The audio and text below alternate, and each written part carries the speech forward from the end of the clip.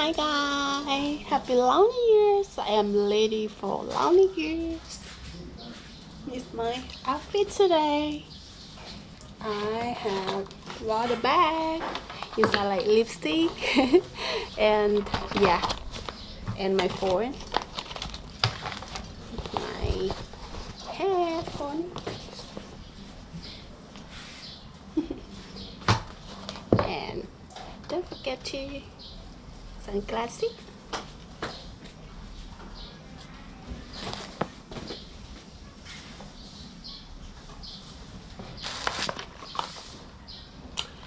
Okay, lady, let's go.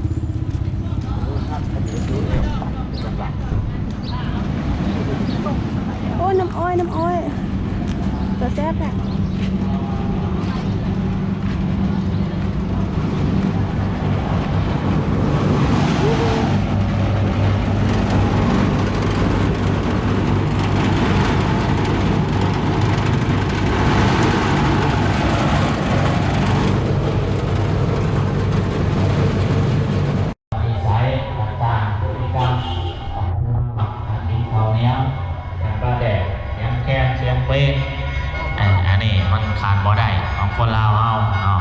ถึงว่าจะไปอยู่ไสก็ต้องมีวัฒนธรรมติดโตไปนำลูกเป็นหลานก็ได้สืบทอดสืบต่อสืบไหว้ตาว่าห้อยกูเห็นอะไรเอาสิรักษาวันไว้เนาะการตั้งหลักการทำบุญสั่งบุญสั่งกุศลก็เสร็จเดียวกันกันอย่างหน้าไม้ด้านให้บุญให้กุศลอันนี้เอากระไดเหตุกันสืบกันมาเนาะคือจังหวัดตรงกวางเอาเนาะในมือสุดท้ายก็จะได้มีพิธีในการเรียนบุญกุศลเรียนอาบน้ำรุ่นน้ำที่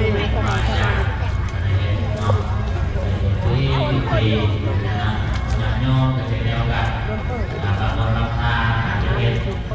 คนนำต่อน้ำแม่ที่พี่น้องเขาต้องการตักเวทตักหน้าน้ำบาดเมืองซองพุทธกุศลบางคนบางทางบุญเหตุก็ได้เมื่อเขาบอกเป็นอย่างก็เหตุโยวัดหรือว่าเหตุโยวันที่ออกก็ญาติโยมโยก็ได้ในวัดติดหาแต่ว่าแล้วนึกถึงบุญคุณพ่อคุณแม่ที่ว่าลองรับไปแล้วญาติพี่น้องบุญนี้บุญคุณต่อเฮาอะไรท่าน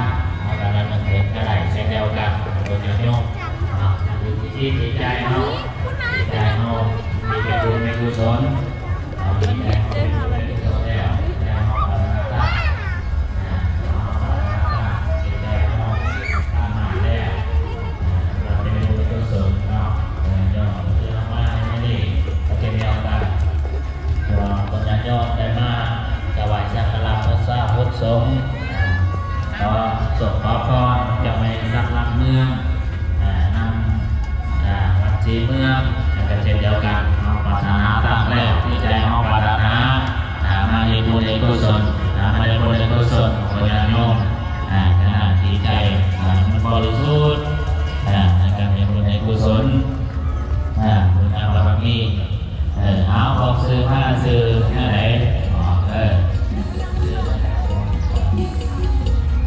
เอาทำไปเยอะแล้วพวกเราแก่เนาะพอมาพวกเราแก่ได้น้ำกระดาษส่งลงในทุกวันจ้าหอดมันถึงหอดจอดถึงวัดชีเมืองมองหน้ามองตาเดี๋ยวไปหางานไปตั้งแก้วัดเนาะไหนยึดเปิดสองยาเข่าห้องน้ำเขาไปตั้งแก้วัดเนาะตั้งยางไปตั้งแก้วัดจะเห็นเนาะติดตะเวนตกติดตะเวนออกอาจจะมีห้องน้ำหลายห้องเนาะจากนั้นเขาก็ยังเลือกเขาได้เลือกเขาได้จากห้องน้ำแล้วทำความสะอาดเนาะทำความสะอาดจากนั้นต่อญาติโยมห้องน้ำค่าอาจจะเอาแล้วก็อะไรสไลด์น้ำเนาะมาแล้วแกสตาร์ตีพอเขียนPMเนาะสสอบบินน้ำอะไรมาตอนยังพูดถึงสสอบบินน้ำปัจจัย200,000 กีบมาสาธุอนุโมทนาบุญนำมาบุญยังยกกินยาบกดึกลงสมัยแล้วแม่ออดพันสวรรค์รัตนาวงศาแต่มาตอนยังประเจอกุศลจะขนำกาแฟเป็นยอดปัจจัย100,000 กีบ100,000 กีบสาธุอนุโมทนาบุญนำแต่ก็นำมาด้วยแม่ออกสารพรรัตนาวงศาแต่มาตอนยังประเจอกุศลเป็นยอดปัจจัยอีก100,000 กีบ100,000 กีบสาธุอนุโมทนาบุญนำน้องตัญญาโยมกินยาบกจะยังลงตาลไปแล้วอะไรคือน้องเก่าถ้ามาสาวหลายก็มาแล่งปรารถนาสิ่งใดก็ให้ได้สิ่งนั้นสมมติมาตรฐนาจงมีแต่อายุวโนสุขังพรังมาเยินสาธุ